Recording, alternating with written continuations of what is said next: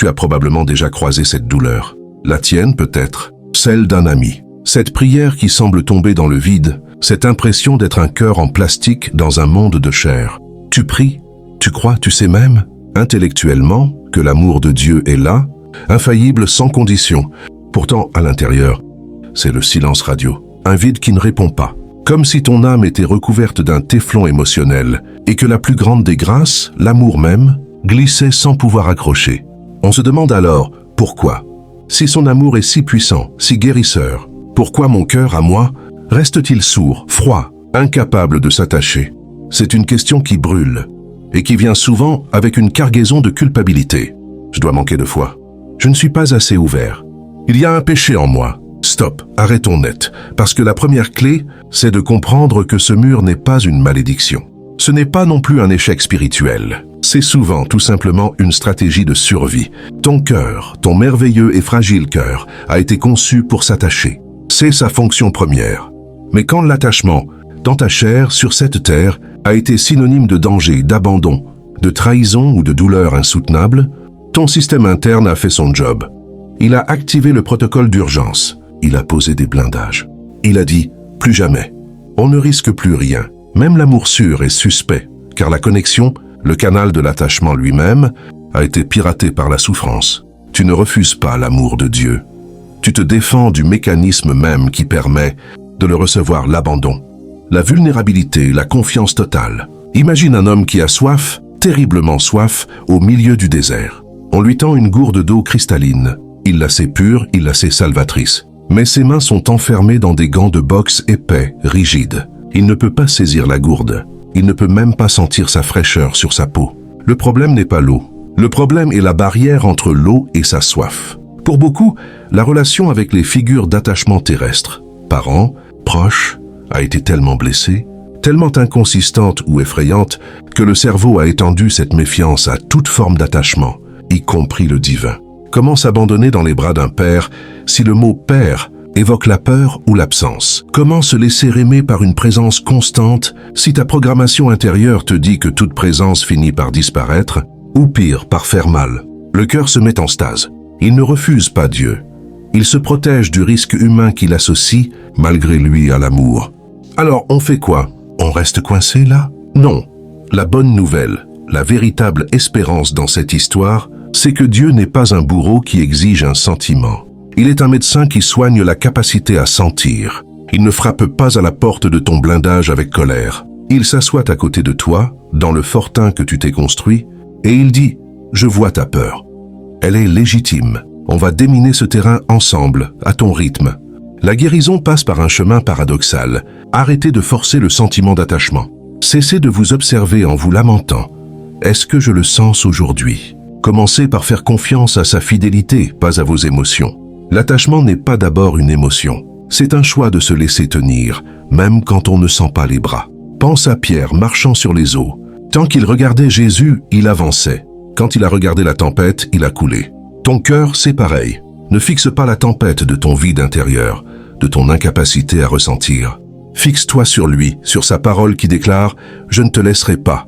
Je ne t'abandonnerai pas ». Répète ces mots comme un mantra face à la peur. Et c'est dans l'action, parfois, que le sentiment finit par revenir. Agis comme si tu croyais qu'il t'aime. Parle-lui de ta froideur même. Père, je ne te sens pas. Je suis comme une pierre. Mais je me positionne ici, dans ta présence. C'est un acte de foi nu, dépouillé de tout confort émotionnel. Et c'est peut-être la foi la plus pure qui soit. Petit à petit, par la sécurité constante de sa présence, ton système nerveux va apprendre. Il va désapprendre la peur. Chaque moment où tu choisis de te tourner vers lui dans ta sécheresse, c'est une minuscule goutte d'eau qui, imperceptiblement, use la carapace. Il répare le canal de l'attachement abîmé, non pas en le forçant, mais en étant simplement, irrémédiablement, fidèlement là. Un parent sûr pour un enfant blessé. La guérison vient souvent par la communauté aussi, en expérimentant. Dans des relations terrestres saines et respectueuses, une image moins déformée de l'amour. Ces personnes deviennent des reflets tangibles, des canaux par lesquels la vérité de l'amour de Dieu peut commencer à filtrer, à être incarnée. Alors, peut-être que tu ne sentiras pas soudain un feu d'artifice, mais un jour, tu réaliseras que la barrière n'est plus aussi épaisse, que certaines paroles de la Bible te touchent légèrement, qu'un sentiment de paix s'installe comme une couverture posée sur tes épaules. C'est ça, les premiers signes. L'attachement revient comme la marée, lentement, inexorablement. Parce que la source de l'océan est infinie et patiente. Ton cœur n'est pas cassé, il est en convalescence. Et le plus grand médecin de l'univers est à ton chevet, jour et nuit. Il ne t'aime pas parce que tu t'attaches à lui avec grâce. Il t'aime pour que, doucement, tu redeviennes capable de recevoir cette grâce. La fin de ta quête ne sera pas un sentiment spectaculaire. Ce sera une certitude. Gravée au-delà des émotions, tu es tenu, même quand tes mains ne sentent rien. Il t'aime pour que, doucement, tu redeviennes capable de recevoir cette grâce. La fin de ta quête ne sera pas un sentiment spectaculaire. Ce sera une certitude. Gravée au-delà des émotions, tu es tenu, même quand tes mains ne sentent rien. Et si je te disais que ce cœur que tu juges si froid, si distant, est peut-être en train de vivre une forme d'attachement, bien plus profonde que tu ne l'imagines. Nous avons parlé des blessures, des stratégies de survie, mais il y a autre chose. Une dimension plus silencieuse, plus mystérieuse. Parfois, Dieu lui-même permet ces saisons de sécheresse affective pour nous conduire dans des profondeurs que la simple émotion ne peut jamais atteindre. L'attachement émotionnel, c'est le langage de la lune, changeant, beau, mais reflet d'une autre lumière. Ce à quoi il nous invite, c'est peut-être à nous attacher au soleil lui-même. Une réalité constante, brûlante, mais que nos yeux d'humains ne peuvent pas fixer directement, sans être éblouis. Ton sentiment de vide n'est pas le signe de son absence. C'est peut-être le signe que ta petite barque quitte le rivage rassurant des sentiments pour entrer dans le grand large de la foi. Pense à la nuit obscure décrite par les grands mystiques. Ce n'est pas une punition, c'est une promotion. Un amour trop grand pour être contenu dans les filets de nos émotions doit parfois vider ces filets pour que nous apprenions à le connaître d'une autre manière. Par la volonté, par la décision nue, par la confiance qui persiste, alors que tous les systèmes de repères sentimentaux sont éteints. Dans ces moments, tu n'es pas un cœur qui ne s'attache plus. Tu es un cœur qui apprend à s'attacher à l'invisible même. Et c'est un travail sacré, douloureux, mais d'une sainteté farouche. Dieu ne se retire pas. Il se cache activement, comme un père qui se met derrière un arbre pour encourager son enfant à faire ses quelques pas tout seul vers lui pour grandir. Ces pas-là, tremblants, faits sans la récompense immédiate d'un câlin ressenti, ont une valeur inestimable. Alors, que faire concrètement dans cette traversée? Premièrement, change ton vocabulaire intérieur. Au lieu de dire « mon cœur est mort », dis « mon cœur est en apprentissage ». Deuxièmement, déplace le lieu de la rencontre. Ne cherche plus Dieu uniquement dans le silence de ta chambre où l'anxiété monte. Cherche-le dans le service discret, dans un sourire offert à un inconnu, dans la patience avec un collègue difficile. En faisant circuler malgré tout un amour que tu ne ressens pas, tu deviens un canal. Et étrangement, c'est souvent par l'extrémité du donner que l'amour finit par revenir vers toi, par une autre porte. Troisièmement, ancre-toi dans la mémoire de Dieu. Ton histoire n'a pas commencé avec ta blessure. Elle a commencé avec son intention d'amour pour toi. Relis les récits de la Bible non pas comme des leçons, mais comme des lettres d'amour qui témoignent de son caractère. Fidèle, patient, rachetant ce qui est brisé. Médite non pas sur ton incapacité à aimer, mais sur sa capacité à aimer un cœur comme le tien. Et enfin, accepte le mystère. Nous voulons des réponses claires, des formules. Prie ainsi, et dans 30 jours, tu sentiras l'amour. Mais l'être humain n'est pas une machine. La guérison est un jardin, pas une chaîne de montage. Certains jours, il pleuvra. D'autres jours, il y aura juste un rayon de soleil timide sur une seule fleur. C'est déjà une victoire. Ton cœur n'est pas une machine à produire du sentiment pour Dieu. C'est un sanctuaire qu'il habite, même dans la pénombre. Ta valeur n'est pas indexée sur la chaleur de tes dévotions, mais sur la froideur de la tombe qu'il a vaincue pour toi. Là, dans ce lieu de mort vaincue, même le cœur le plus glacé trouve une promesse de dégel. Pas toujours quand on le veut, mais toujours, toujours au moment où on en a le plus besoin. Tiens bon, tu n'es pas en retard. Tu es juste sur un chemin différent et tu n'y marches pas seul. Alors voilà la vérité que je veux te laisser, la chute de tout cela. Peut-être que la question n'est plus « Pourquoi mon cœur n'arrive-t-il plus à s'attacher ?»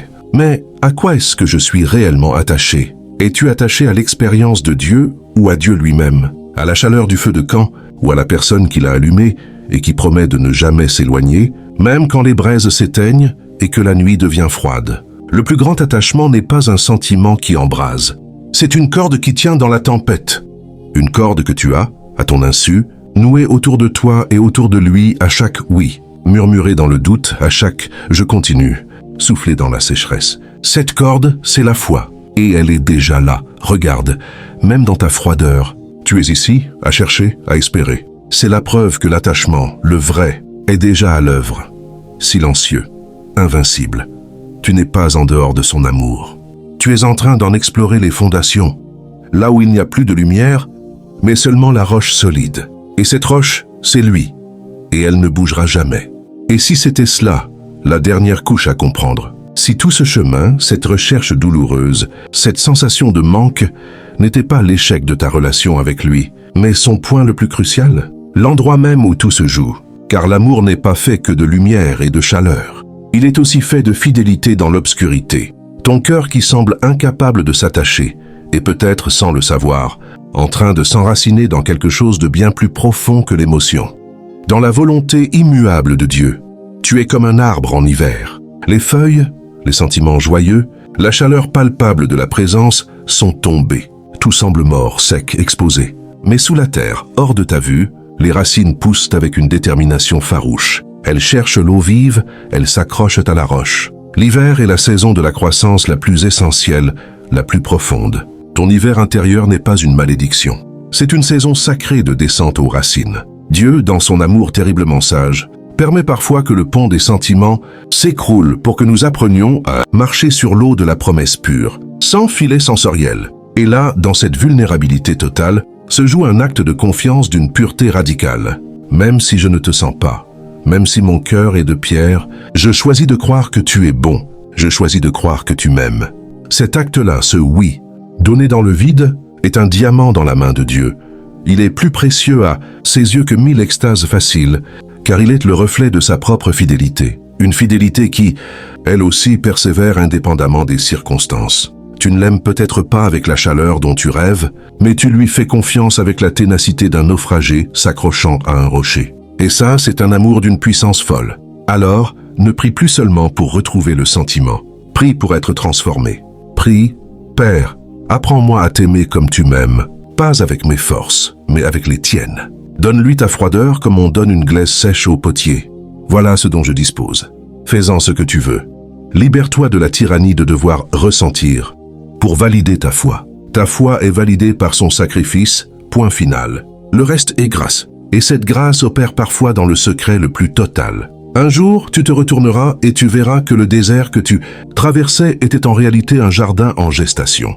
Les fleurs que tu cherchais poussaient dans la direction de tes pas, à l'endroit même où tu posais le pied avec lassitude, mais avec persévérance. Ton cœur s'est attaché. Pas de la manière dont tu l'imaginais, mais de la manière dont tu en avais besoin, indéracinablement, par la racine et non par les fleurs.